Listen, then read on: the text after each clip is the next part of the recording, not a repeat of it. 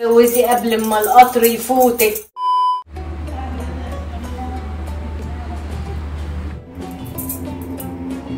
ايه يا لولو غريبة يعني، لقيت فاضل عليه يومين والبيت زي ما هو مش قلباه زي كل سنة. والنبي ابعد عني، ده انا ماشية بمرهم الفولتارين للركب وكريمات الجل قد كده لظهري ورقبتي، سيبني في حال الله يستر.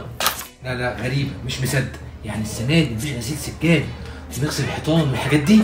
لا مفيش السنة دي، بعدين الحاجات دي بقت موضة قديمة. احمدك يا رب، يعني مش هيكون في طوارئ والحاجات بتاع كل سنة دي؟ يعني انا مش مصدقك.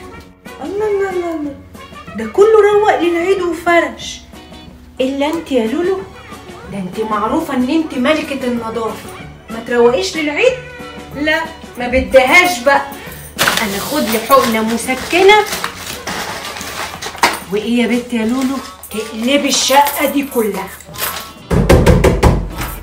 اصحى يا محمد، طوارئ. انا كنت حاسس ان في حاجة غلط، لولو مش هتعديها كده.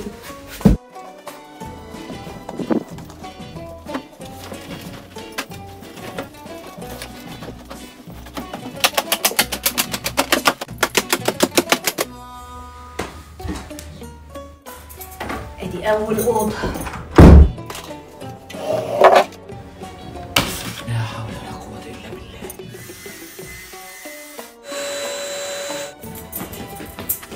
في ايه يا لولو؟ هو الواحد مش عارف ينام ولا يقعد في البيت؟ الطوارئ بتاعه العيد، شوف لك حته لسه ما تروقتش اقعد فيها. من قوي.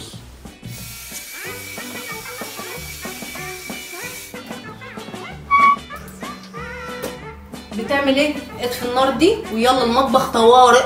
ياما طوارئ مش هتبقى عندي في البيت، اقعد في البلكونه احسن. والله ريحت برضه.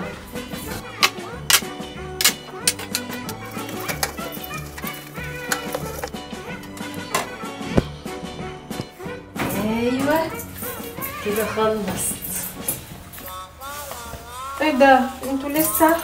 وانا اللي قعدوا يقولوا اتجوزي قبل ما القطر يفوتك، اديني جوه القطر. لا ده انا القطر دهسني.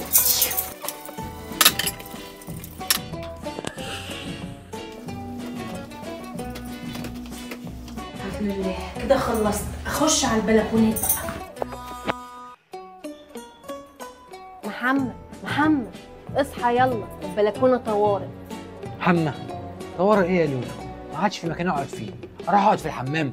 لا يا حبيبي، الحمام خلص واتقفل خلاص. قولي لي اروح فين؟ اقول لك ممكن انام في الجنينه؟ لا انت ممكن تنزل تروق الجنينه. انا السبب، انا اللي فكرتها بتنظيفات العيد. هو كده يا لولو انا رايح ابات عند ابويا لغايه اول يوم العيد. مع السلامه يا حمودي.